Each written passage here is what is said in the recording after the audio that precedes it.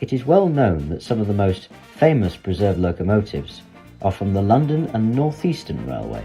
Examples include, of course, Flying Scotsman and Mallard, but also Stirling Single No. 1. However, there are many Eastern engines that have been largely forgotten in preservation circles through no fault of their own. One such engine is the feature of this episode. This engine has had an extremely active working life and is now enjoying a comfortable retirement on static display. From its first day in service in 1894 to its last in 1959, we will investigate the heritage and history of the only 240 tender engine to be withdrawn by British Railways and saved for preservation. Our feature today is Great Eastern Railway T26, number 490. The Great Eastern T26s were the creation of the CME of the period, James Holden, and first emerged from Stratford Works in London in February 1891. A total of 100 were built to the familiar Victorian wheel arrangement of 240 and were intended for light mixed traffic duties. They were in fact a revision by Holden of one of his earlier designs, the T19s of 1886. The chief difference between the two classes was the size of the driving wheels. Where the T19s had a wheel diameter of 7 foot, the new engines had a slightly smaller version of 5 foot 8 inches. Another change was that the steam passages were rearranged as the T19s were deemed to have sluggish performances. In the course of their lives, the T26s would soon gain a reputation for being associated with animals. They spent a lot of time on agricultural traffic, but also on special excursions for Newmarket Racecourse and Nottingham Goose Fair. They were also popular on Peterborough fish trains and as pilots for expresses, though many could be found winding their way along various branch lines with 3 or 4 coaches in tow at their own sedate pace.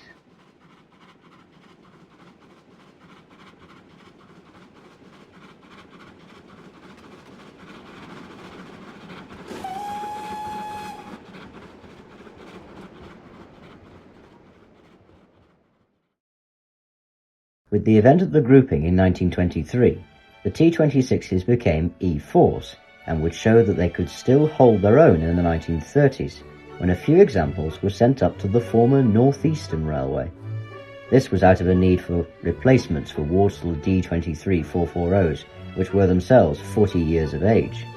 1935 saw 7496 of 1895 put on trial, and it proved successful, having been pitted against Walsall J21s. All that were sent up were rebuilt with several modifications, including a single window in the cab side sheet ahead of the winter of 1936. Although these 70-ton engines performed for the most part dutifully, there were a few mechanical hiccups along the way. For example, when first built, they had begun life with 17-inch and 18-inch diameter cylinders, but these were later changed completely in favour of a unanimous 17.5. Conversions began in the early quarter of 1896, and it was around the same time that their boiler pressures were increased to 160 pounds per square inch. As was standard in the Victorian era, all of the motion was tucked neatly between the frames, and therefore required someone small and nimble to handle the oiling round in the morning. Before the great merger of Britain's railways after the Great War, the T26s could be found at a variety of depots, with the majority being based at Cambridge and King's Lynn. Other depots included Peterborough, Yarmouth and Wisbech. These allocations remained the same throughout both LNER and British Railways ownership.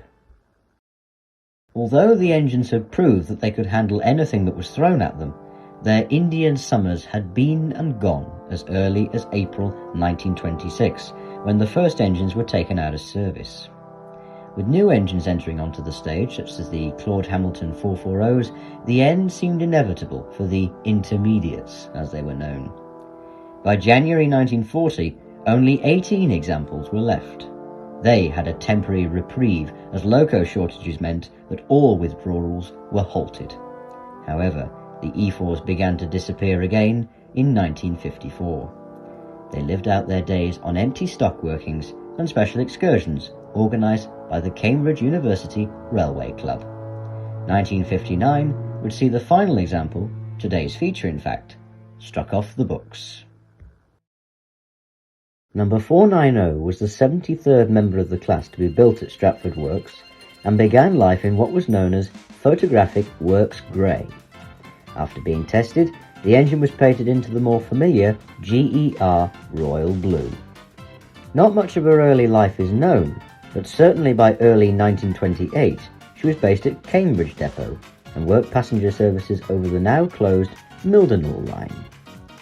The Great War had seen her repainted into wartime grey, and this would only be changed in 1924 in the early days of the LNER to lined black, and her number was also changed to 7490. Her lot in the interwar years was a steady but useful one. She was given vacuum ejectors in April 1931, which solidified her as an LNER engine, as her original Kitechap system was discarded. 7490 would later go on to be one of the 18 E4s to live through the Second Great War, and did so in wartime black. 1942 would see her renumbered again to 7802, not to be confused with Bradley Manor of course. The early 1940s would also see a change of office as Sir Nigel Gresley passed away in April 1941 and was succeeded by Edward Thompson. Under Thompson, 13 locomotive designs appeared, only 4 of which were brand new, and another numbering sequence appeared. 7802 now became 2785 and would carry this number for just over 4 years. During the war, she would alternate between Cambridge and Bury St Edmunds depots, but came home to Cambridge in February 1949. With nationalisation of the Big Four in 1948, the E4 sat low on the list of priorities, and as such, 2785 did not receive its new number and livery until February 1951. Now she was 62785, and this would prove to be her final change of identity. Her final livery was unlined black with early crest, typical of mixed traffic, goods and shunting engines. She did venture off from her home ground once in the post-war era to Hitchinshed to head camp trains over the former Midland Railway metals to RAF Henlow in 1954. It was during this time that the engine also received a tender cab and her final boiler, which had in fact been made in 1944 but was never fitted. She then promptly returned to live out her final days at Cambridge. She was often hired by the CURC for outings, particularly along her old haunt, the Mildenhall line. She starred on Pat Whitehouse and John Adams' Railway Roundabout series in 1959, shunting coaches. Last surviving type of this wheel arrangement in the 1890s. Known as intermediates, they were classified as E4 by the London and North Eastern Railway. Originally, there were 100 in the class, but by 1959, only this one survived in use as Cambridge's pilot. And on the 7th of December that same year, she was finally withdrawn from service. Fortunately for her, the decision had been made to preserve 62785 by the National Collection, and as such, she returned to Stratford Works to be restored to her original condition, royal blue and all. She was then taken to the British Transport Museum in Clapham for static display. 490 has not raised steam since 1959, but it could be said that she has earned a long and peaceful retirement. As of July 2023, 490 is at the Bressingham Steam Museum, where she can be seen alongside another example from the GER S56060 tank, number 87.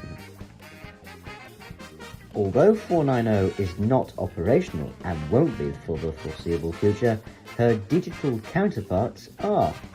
If you play Train Simulator, then you are able to experience the 240s for yourself by purchasing the T26 pack from Caledonia Works.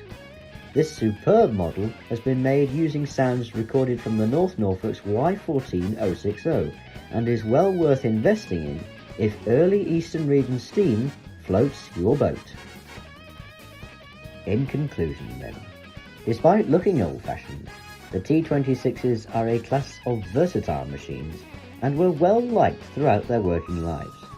Despite being replaced by much younger designs later in life, 490 has served 2 world wars and carried on for as long as she was able. She is unjustly overlooked, as she is something for both the National Collection and the town of Cambridge to be proud of. This then has been the life and times of Great Eastern T26 number 490.